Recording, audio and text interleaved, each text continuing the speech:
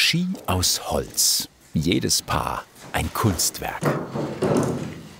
Mir kommt irgendeine Idee beim Skilaufen in den Kopf, wie der nächste Ski aussehen könnte. Und dann muss ich das unbedingt umsetzen. Das ist so, ja, das macht mich richtig heiß. Und jetzt ist es wieder soweit. Ich habe eine Idee im Kopf, eine neue Form, ein neues Furnier habe ich bekommen. Und dann muss ich so einen Ski bauen.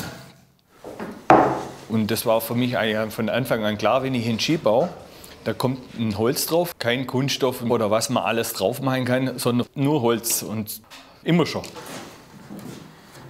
Klaus Dorsch ist Schreiner und er ist Fanat ins Skifahren. Seine Holzski sollen deshalb nicht nur schön sein, sondern auch was taugen. Schließlich fährt er sie alle selbst. Und zum Schluss, wenn der Ski dann fertig ist und ich auf dem Ski stehe und fahre und ich merke, das ist so, wie ich mir das vorstelle, dann ist es ein Gefühl, ja, unbeschreiblich.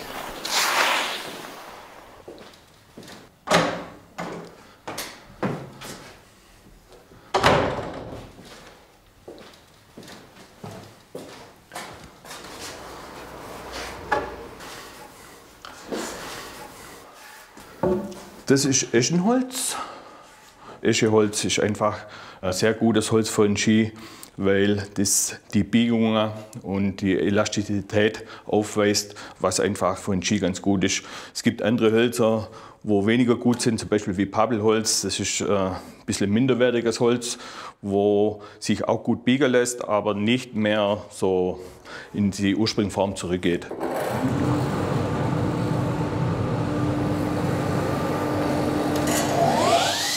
Aus diesem Brett aus Eschenholz wird Klaus Dorsch den Skikern schreinern. Dafür muss er es aber erstmal zersägen, Leisten herausschneiden, die er später alle miteinander verleimen wird.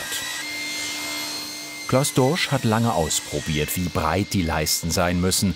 Sind sie zu schmal, wird der Skikern zu hart. Zu breit dürfen sie aber auch nicht sein. 12 mm sind ideal. Das Holz hat Jahresringe und hat Spannung. Das verzieht sich. Der Ski wird nie gerade bleiben, das wird immer hohl und rund. Und durch das, dass ich das auftrenne, das Holz, und dann ist das Arbeiten vom Holz ganz gering und der Ski bleibt mir schön gerade. Der wird nicht krumm und verzieht sich nicht. Und ich nehme auch die Spannung vom Holz raus. Warum macht es jetzt aus? Was ist passiert? Nichts ist passiert, aber ich habe jetzt gesehen, dass hier im Holz Äste drin sind. Und die Äste möchte ich nicht in meinem Skikern drin, weil durch den Ast wird es instabil. Die Jahresringe, die Maserung ist unterbrochen. Und das lege ich jetzt einfach auf die Seite. Das gibt Brennholz oder sonst irgendwas, aber nicht mehr geeignet für den Skikern. Meine Philosophie ist, der Jahresring muss nachher senkrecht im Skikern verlaufen. Und nicht liegend, sondern senkrecht, dann bleibt der Ski nachher auch besser gerade. Der Ski wird ja nachher ständig so in Bewegung sein. Und das ist ganz wichtig, dass das Holz in meinen Augen gute Holzauswahl und richtig schön sortiert ist. Auch nachher beim Verleimen, das wird man dann nachher noch mal sehen.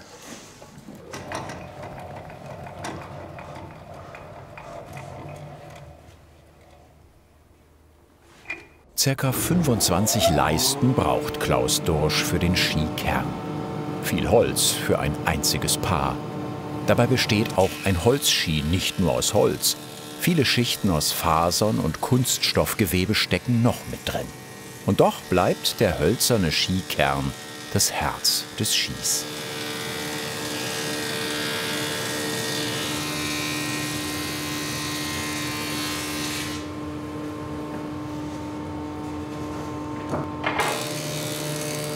Vor dem Verleimen hobelt Klaus Dorsch die Leisten blank.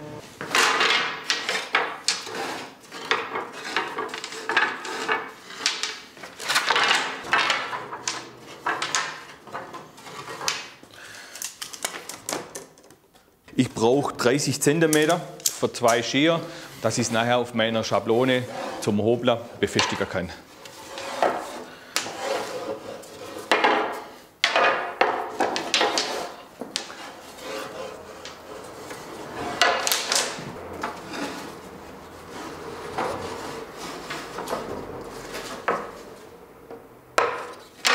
Ich tue immer 2 Leisten so positionieren, wenn sie krumm sind, dass sich der Ski nicht verbiegt, sondern dass immer der Zug von der Leiste sich wieder gegenseitig aufhebt.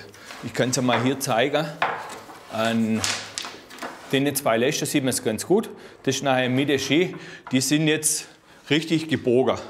Wenn ich es jetzt so machen würde, dann arbeitet beide Leisten in die. Wenn ich es jetzt aber so mache und dann zusammenleim, bleibt es wieder gerade, das hebt sich auf. Und das schaue ich jetzt. Ich schaue auch so ein bisschen die Biegung an und so positioniere ich die Leiste im Ski. Und das ist jetzt zum Beispiel genau die Mitte im Ski, das hebt sich wieder auf, wenn es so verleimt wird.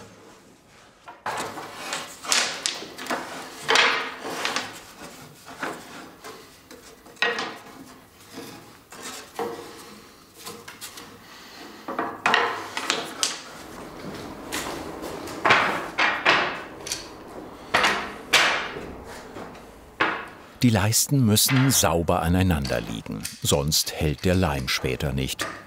Gewissenhaftigkeit zahlt sich hier aus.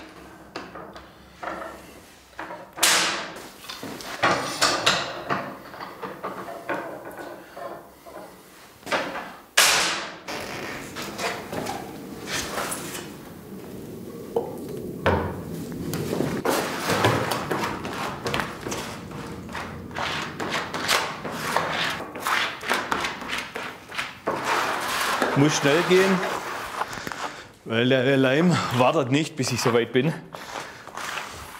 Und ich muss darauf achten, dass ich jede Stelle mit Leim beschmiert.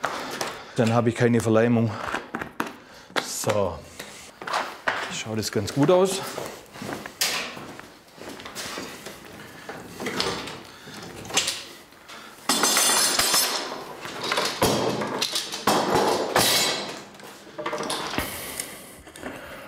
Die offene Zeit vom Leim muss ich jetzt ausnutzen. Solange er noch so schön flüssig ist und klebrig, muss ich schauen, dass ich es zusammenkriege. Ja, also 10 Minuten, eine Viertelstunde habe ich schon Zeit, aber das Holz zieht ja die Feuchtigkeit vom Leim. Da ist Wasser drin und dann geht es noch viel schneller, dass es trocknet. So.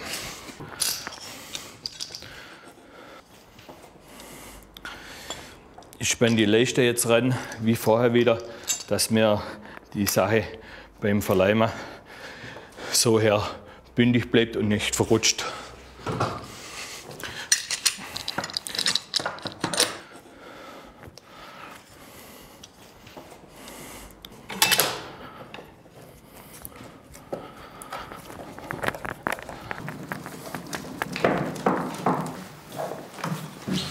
Ich schaue jetzt mal durch, ob die ganze Leimfuge, ob die alle geschlossen sind.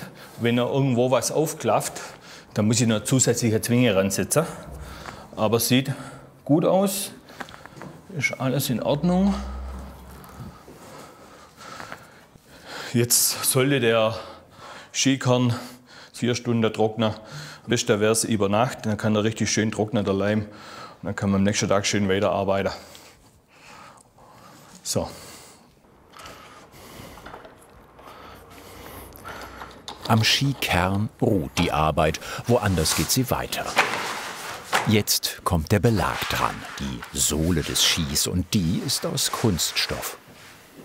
Ich reiße die Mitte vom Skibelag an, dass ich nachher weiß, wie ich meine Schablone aufsetze.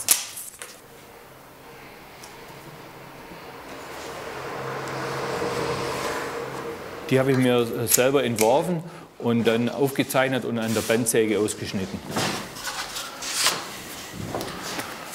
Ja, die verwende ich wieder, wenn die Länge vom Ski gleich bleibt. Und wenn der Ski kürzer wird oder länger, muss ich wieder eine neue Schablone bauen. Oder wenn die Taillierung, der Radius vom Ski sich verändert, brauche ich auch wieder eine neue Schablone.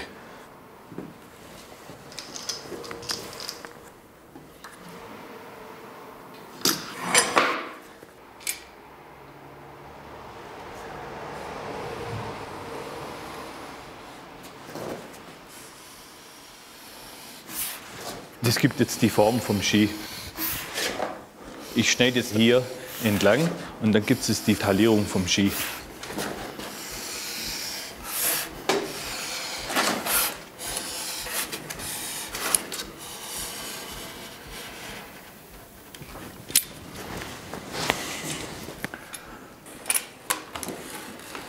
Die Taillierung unterscheidet sich je nach Art der Ski. Bei einem Abfahrtsski ist sie nicht so ausgeprägt wie bei einem Ski fürs Tiefschneefahren. Der Ski ist tailliert. Beim Fahren, wenn ich den Ski auf die Kante stelle, der Seitenzug greift dann hier so im Schnee und das ergibt ja einen Radius. Dann zieht der Ski auf der Kante richtig so durch den Schnee und fährt dann so, wie hier vorgegeben ist.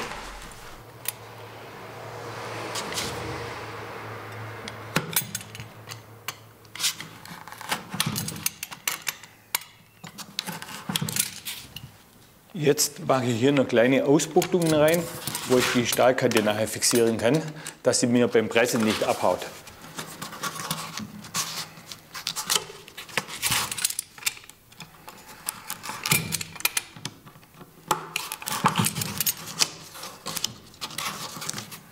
Ich sage immer, das hier ist die Schneeseite. Das ist dann, wo der Ski dann gleitet auf dem Schnee. Man sieht hier, die ist nicht geschliffen, die ist nicht behandelt. Und die Seite hier, die muss geflammt sein und geschliffen, sonst kann ich es nicht mit dem Epoxidharz verkleben. Man sieht hier, das ist ziemlich rau und grobporig, dass sich der Kleber hier drin greifen kann. Holz, Kunststoff und jetzt Stahl. Klaus Dorsch wird noch jede Menge anderer Materialien in seine Ski packen. Aber jetzt muss er erst mal die Stahlkanten an den Belag klemmen.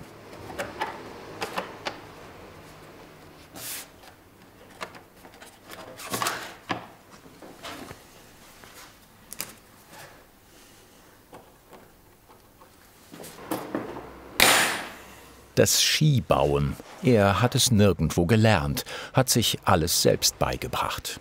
Seine Ski sind Liebhaberstücke, entstehen in seiner Freizeit, einfach weil ihm Schreinern und Tüfteln Spaß machen.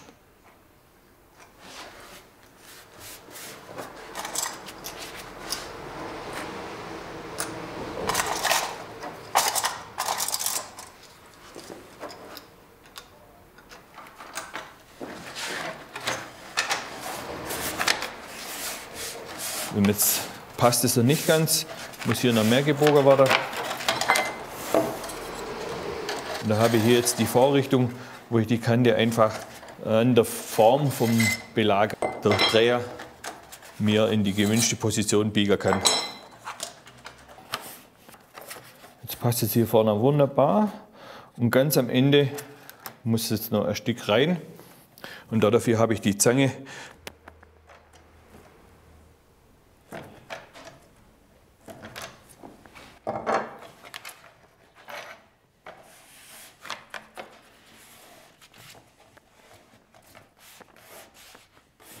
So, jetzt passt es hier genau am Belag.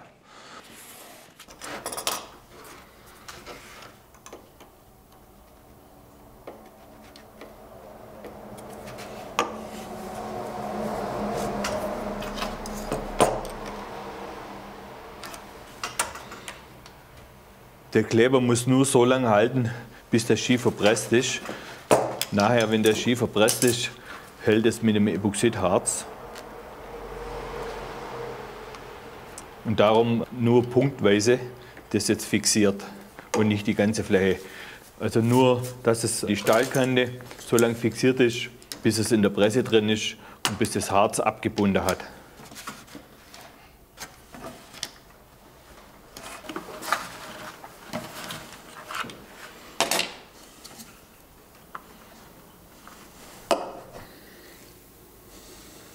Am Ski braucht man Kante, wenn die Piste hart ist, zum Beispiel auf Eis oder so, dann ist es auch wichtig, dass die Kante gut geschliffen ist, dass sie greifen kann und dass der Ski sich hier auf der Kante seine Spur sucht.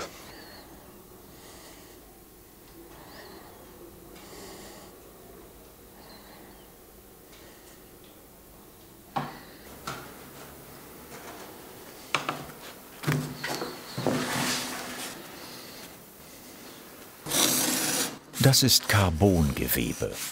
Mit der Hightech-Faser wird Klaus Dorsch später die Ober- und Unterseite des hölzernen Skikerns umhüllen. damit das Holz bei Belastung nicht bricht.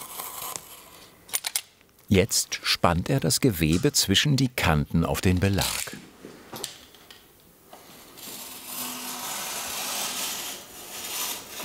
Das Carbongewebe schützt Belag und Kanten und federt durch seine gute Schwingungsdämpfung die Stöße beim Skifahren ab.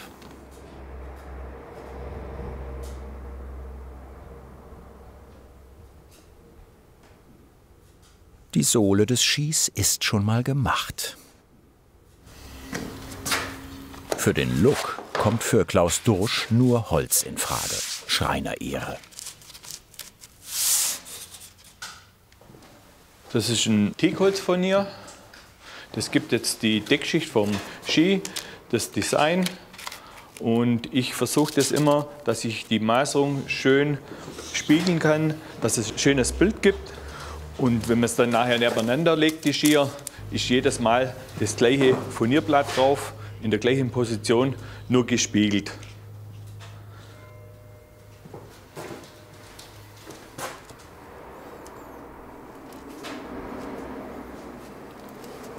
Die Ski von Klaus Dursch sind immer Unikate. Bei jedem Paar denkt er sich ein neues Design aus.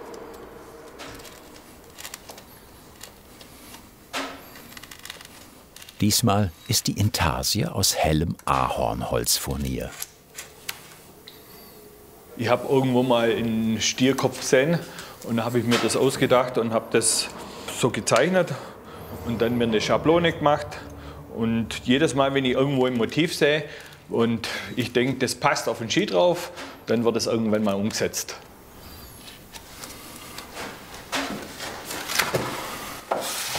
Das kann auch mal sein, das ist eine Rose oder sonst irgendwas oder ein Stern oder egal, was mir halt gerade in den Kopf kommt oder wenn mir irgendjemand eine gute Idee sagt. Zum Beispiel mal, ich habe ein Ahornblatt eingesetzt, so geteilt. Da hat mir auch jemand draufgebracht, das wäre doch mal was, wenn du nach Kanada fliegst und gehst mit einem Ahornblatt im Ski vorne in der Schaufel drin Ski laufen. Und das habe ich dann auch umgesetzt und so individuell.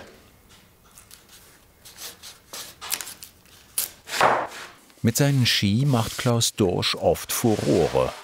Auch wenn er gern danach gefragt wird, verkaufen oder gar im größeren Stil produzieren will er sie nicht.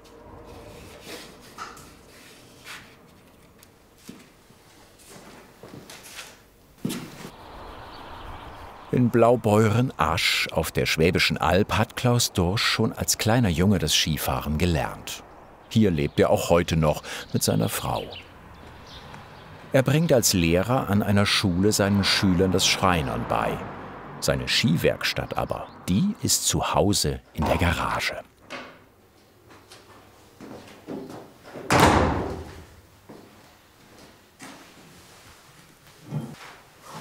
Der Leim ist trocken, die Arbeit am Skikern kann weitergehen.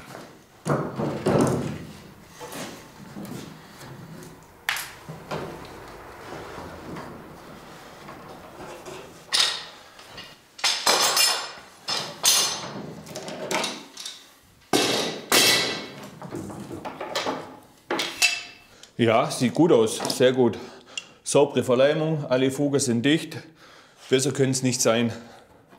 Auch in guten Industrieski ist der Kern oft aus Holz. Aber die Sorgfalt und das Wissen, mit denen Klaus Dursch auf sein Material eingeht, das ist echte Handwerkskunst. Der Kern ist ja jetzt nicht gerade, sondern der ist schon leicht gebogen. Und ich mache mir das jetzt zunutze, dass der schon gebogen ist. Das packe ich gleich so in den Ski rein, dass es mit die Vorspannung gibt. Der Ski ist ja nachher in der Mitte gesagt, so gebogen. Und so nehme ich das gleich hin. Ich könnte es jetzt auch in der Maschine ganz gerade machen, aber will ich ja nicht. Mir spielt es ja in meine Karten, wenn der Kern schon gebogen ist. Und das sind so Sachen, wo ich immer wieder darauf achte, bei der Holzauswahl und beim Schauen, dass es gleich die Biegung mitbekommt. Man kennt mittlerweile seinen Werkstoff ganz gut, Holz. Und das spielt mir halt irgendwie, ja, das sind so Sachen, auch wenn ich ein Holz anpacke, weiß ich, wie es gewachsen ist und wie es funktioniert. Und kann ich das jetzt nehmen oder kann ich es nicht nehmen. Dann weiß ich, wie ich das verbauen muss, dass es die optimale Leistung bringt im Ski drin.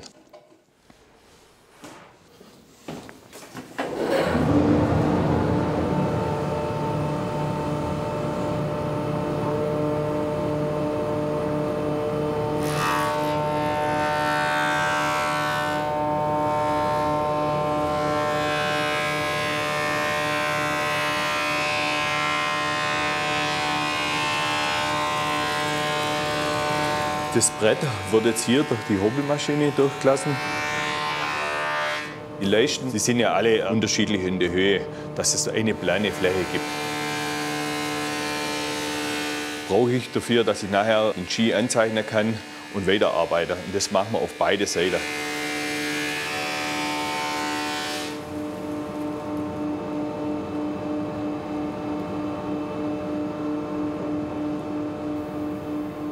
Beim nächsten Arbeitsschritt will der Skibauer keine Zeugen dabei haben.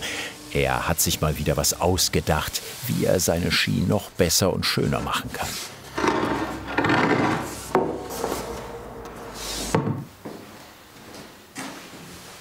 Wie hat er die geheimnisvollen Streifen in den Skikern eingesetzt? Und was ist das für ein Material? Er hat es nicht verraten. Wofür sie gedacht sind, das wird sich allerdings später klären. Und schon geht's zur nächsten Erfindung des Schreinermeisters.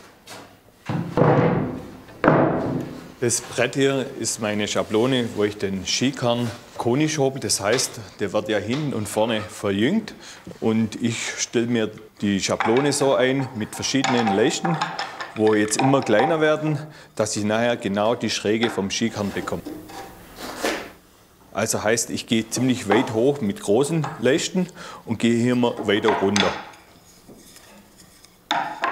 In der Mitte soll er ja etwas dicker sein wie ein normaler Ski. Der Freeride-Ski ist in der Mitte kräftig und vorne ist er relativ dünn, dass ich beim Fahren die Schaufel weich bleibt und die Schaufel dann nach oben arbeitet.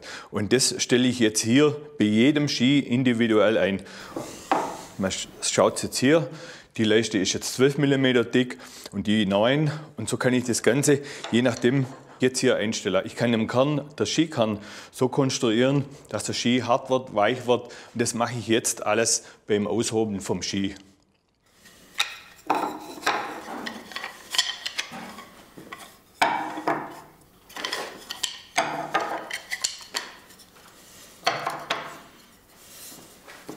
Nicht nur die Ski, auch seine Hilfsmittel sind Marke Eigenbau.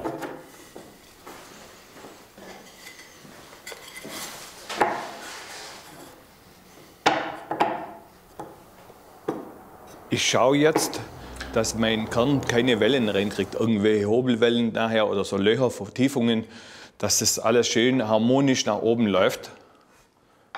Und wenn ich so durchschaue, dann sehe ich, ob es irgendwo Luft hat oder ob das passt. Wenn das nicht passt, muss ich da vielleicht eine Leiste austauschen, aber es passt alles.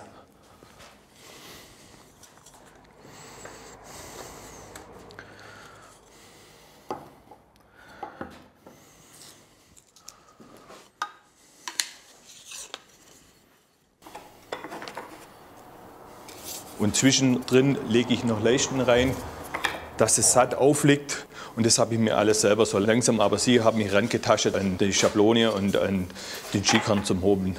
Und jedes Mal wird es ein bisschen besser. Mit dieser ausgefuchsten Konstruktion kann die Hobelmaschine den Skikern später exakt auf die gewünschten Maße bringen.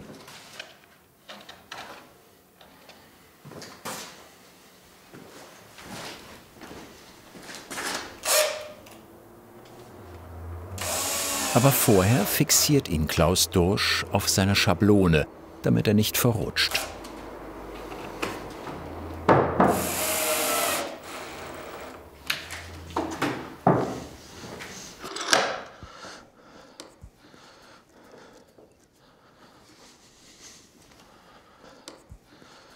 Ich habe jetzt den Skikern festgespannt auf der Schablone, habe ihn nach unten gezogen, dass ich hier die Schrauben dann noch nachher reindrehen kann, dass das nicht abhaut, das Ganze. Und man schaut jetzt auch hier schön, wie der Kern jetzt in der Lage ausgerichtet ist, dass er hier vorne dünner wird und hier hinten dicker. Wenn man so rüber schaut, sieht man das richtig gut.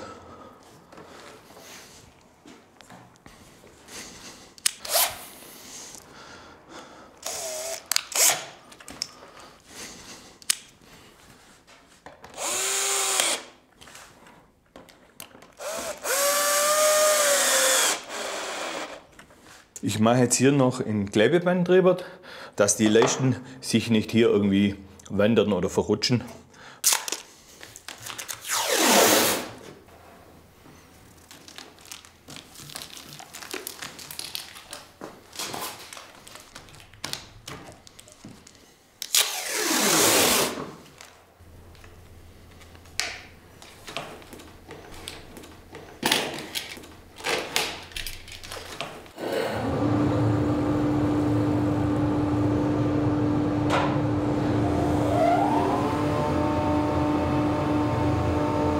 Was jetzt kommt, ist Sache der Hobelmaschine. Schablone und Skikern wandern so oft durch die Anlage, bis die Dicke stimmt. Damit beide Seiten gleich sind, wird der Skikern zwischendrin umgekehrt auf die Schablone gesetzt und dann gehobelt.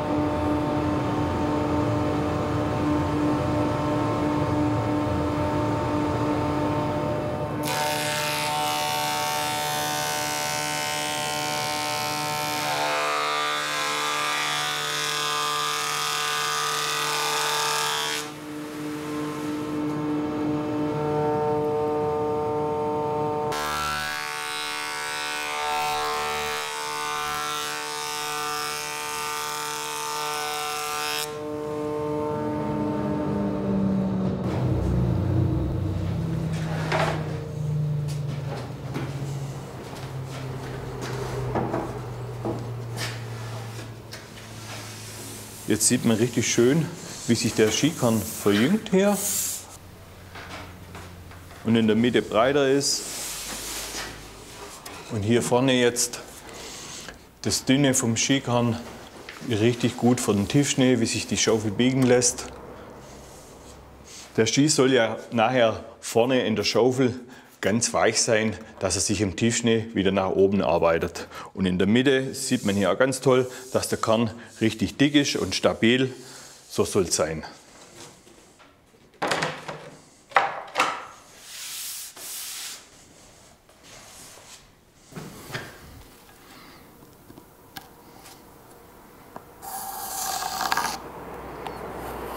So langsam wird die Form des Skis sichtbar.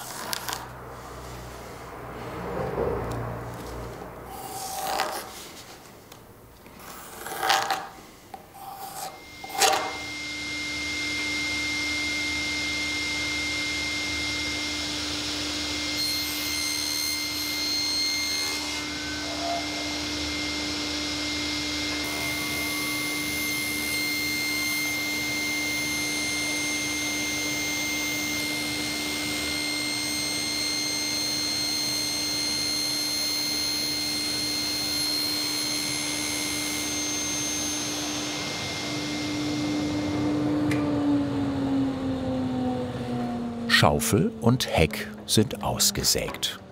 Klaus Dorsch packt sie zum Schutz jetzt in ABS-Kunststoff ein.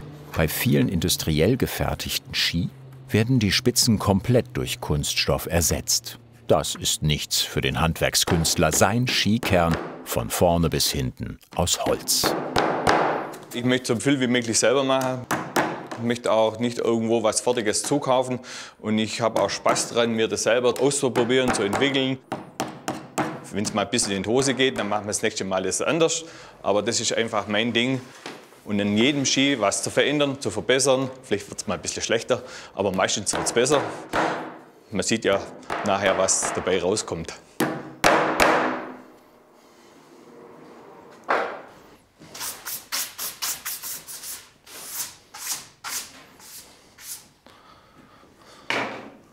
So, jetzt wäre er komplett fertig, der Kern. Zum Verpresser wäre er jetzt bereit. Hier haben wir unsere Mittellinie, dass wir nachher wissen, wie er hin muss. Okay.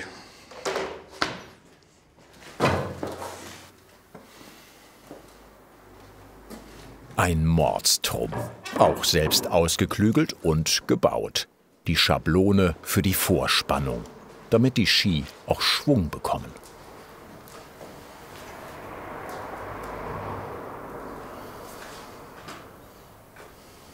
Das ist jetzt der Skibelag. Der wird auf der Schablone jetzt fixiert und ausgerichtet, dass er ganz gerade ist.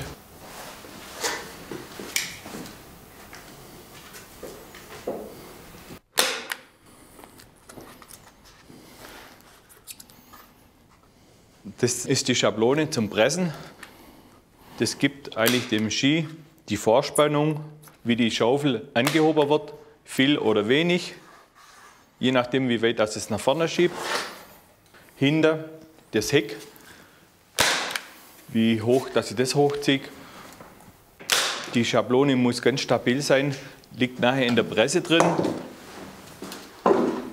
Also es kommt hier drauf ein enormer Druck. Deshalb ist es auch so massiv gebaut, dass es nicht nach vorne wegrutscht. Und hinten genauso. Die Schablone tue ich für jeden Ski separat einrichten.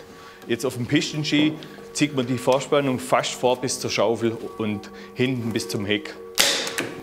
Und das wird alles mit der Schablone gemacht. Die ist so gebaut, dass man sie immer je nach Länge und je nach Ski verstellen kann.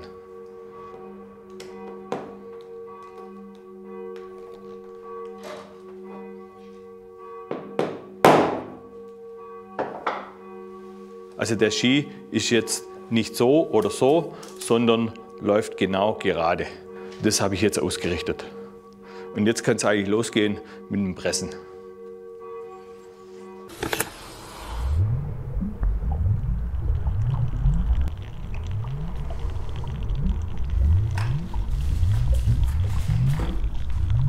Es wird Zeit. Die nächsten Stunden werden entscheiden, ob Klaus Dorsch auch alles sorgfältig genug vorbereitet hat.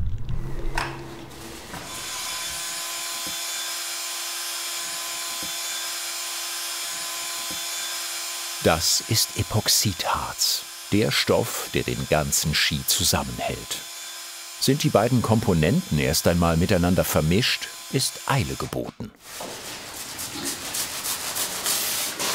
Maximal eine Stunde haben wir jetzt Zeit, das Ganze mit Epoxidharz zu bestreichen. Und bis es dann in der Presse drin ist, die Zeit brauchen wir auch. Ähnlich wie bei einer Torte kommt jetzt Schicht auf Schicht, bevor es in die Presse geht. Klaus Dorsch holt sich dafür Unterstützung. Wir müssen alle Schichten, was wir jetzt hier aufeinander legen, beidseitig mit Harz bestreichen. Dämpfungsgummi drauf. Und das muss schnell gehen. Du musst da auf. Sein Freund Johannes hilft jedes Mal mit. Jetzt braucht es viele Hände und die Skitorte wird mit jeder Schicht schwerer. Die Dämpfungsstreifen aus elastischem Kunststoff schützen die Kanten.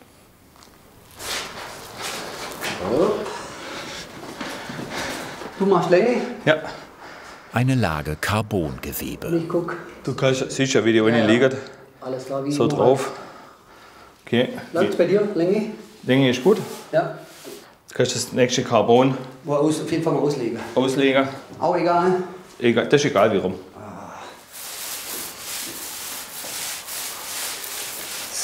So, jetzt saugt sich's wohl. Auf den sogenannten Untergurt kommt der Skikern. So, warte mal, ich guck dann auf der.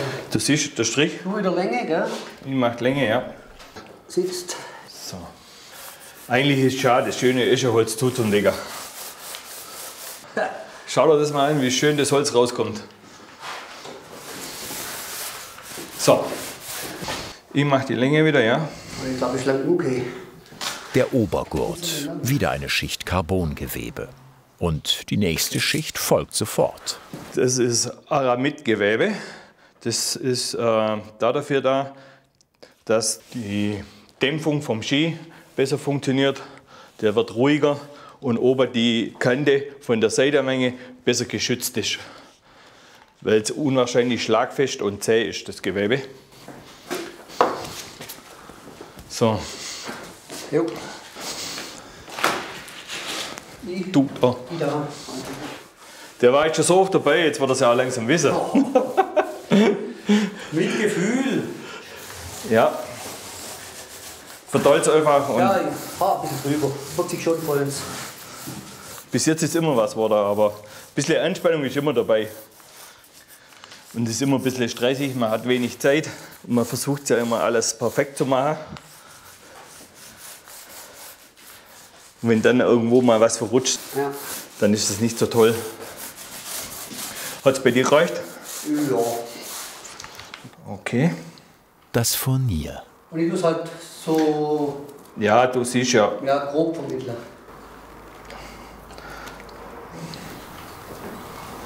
Das Blech ist dafür da, dass den Druck, wo nachher auf der Ski kommt, dass es besser verteilt. Und dass es alles plan wird. Higi, jetzt machen wir geschwind da noch einmal ein Klebeband rum.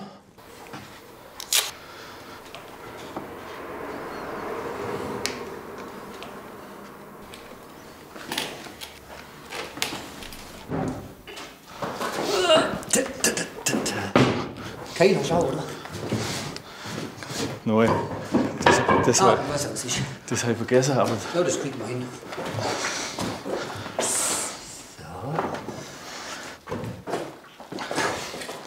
Die Matte aus beweglichen Holzleisten soll den Druck später in der Presse gleichmäßig verteilen. also du bleibst oben. Ja. Genauso wie das extra angefertigte Luftkissen. Okay, Okay. ja, passt. Ja, bei mir. Au. Okay.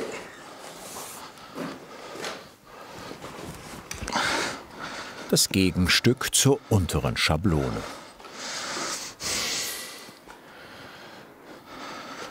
Also,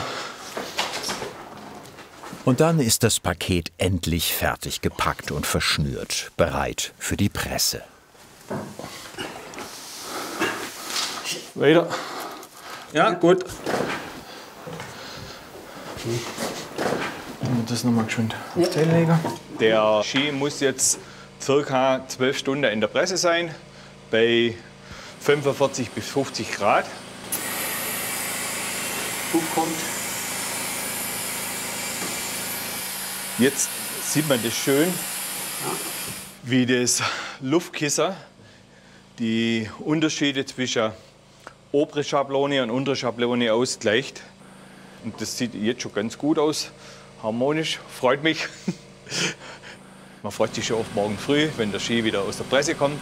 Dann schaut man genau, ob es gut war oder schlecht war, was man die letzten Tage gearbeitet hat. Und jetzt können wir bloß noch hoffen, dass er das wird, dass nichts schief geht. Für Weihnachten. Ja, morgen früh ist dann Weihnachten. Kommt die Überraschung.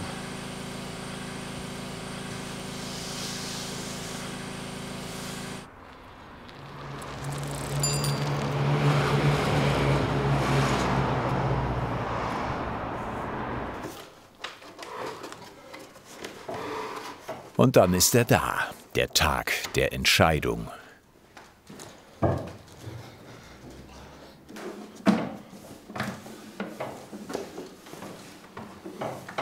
Wenn das Blech jetzt weg ist, dann sieht man die Oberseite vom Ski. Das ist jetzt der große Moment.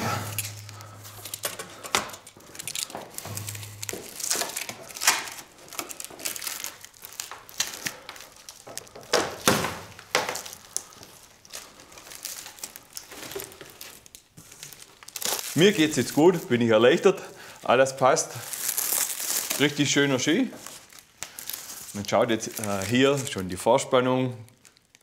Alles so, wie ich mir das vorgestellt habe. Wunderbar.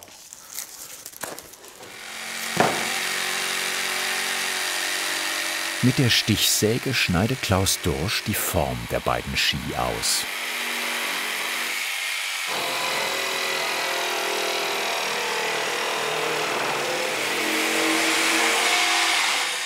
Also man sieht jetzt hier als erstes der Belag. Die Carbonschicht, die sieht man nicht. Dann der Dämpfungsgummi durch das Schwarze vom Carbon ist nicht mehr erkennbar. Danach der Holzkern, man sieht ihn jetzt hier noch ganz toll. Dann kommt wieder eine Carbonschicht, Aramidgewebe und zum Schluss das Furnier aus Teakholz.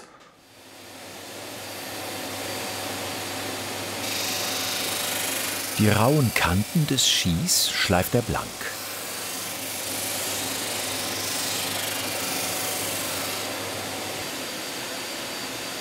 Noch nicht ganz perfekt, aber eindeutig ein Ski.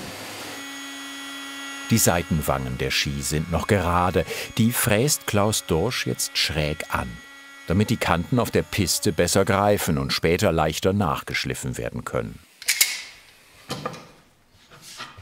Jetzt zeigt sich auch, was es mit dem Geheimnis um die dunklen Streifen auf dem Skikern auf sich hat. Sie zieren als dunkelrote Linie die Seitenwangen des Skis. Jetzt sieht man auch richtig schön, wie schräg das ist und dass die Stahlkante jetzt hier so 0,5 mm vorsteht.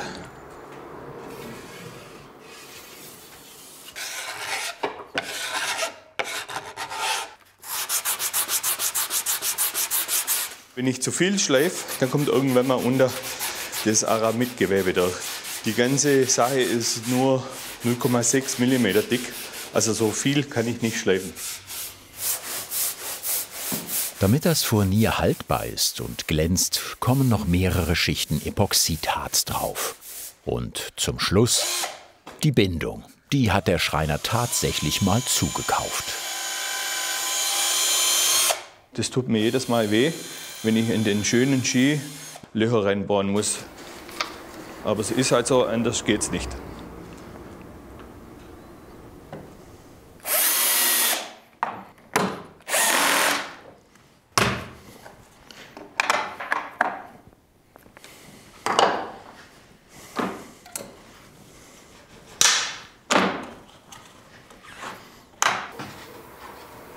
Und dann, nach 40 Stunden Arbeit, ist es soweit. Jetzt ist er fertig. Wunderbar. Das ist ein ganz tolles Gefühl, aber das Gefühl kommt erst richtig zur Geltung, wenn man das erste Mal draufsteht und er zeigt, was er kann. Das ist das tolle Gefühl am Ski. Das macht irgendwie ja, zufrieden und glücklich.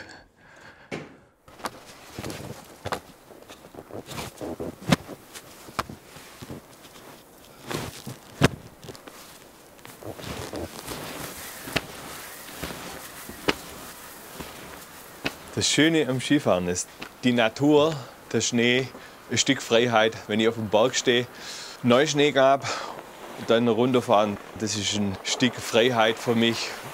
Da geht es nur noch Tiefschnee und wenn der dann so locker ist und so hoch spritzt und hochstaubt, das ist das absolute Erlebnis. Das macht einfach süchtig. Und wie sind die Ski? Super, besser wie ich gedacht habe. Die schwimmen richtig schön auf, lassen sich super drehen. Genial, perfekt. Bin total zufrieden. Holz und Hightech, Know-how und Liebe, das steckt in den Ski von Klaus Dorsch. Eben echte Handwerkskunst.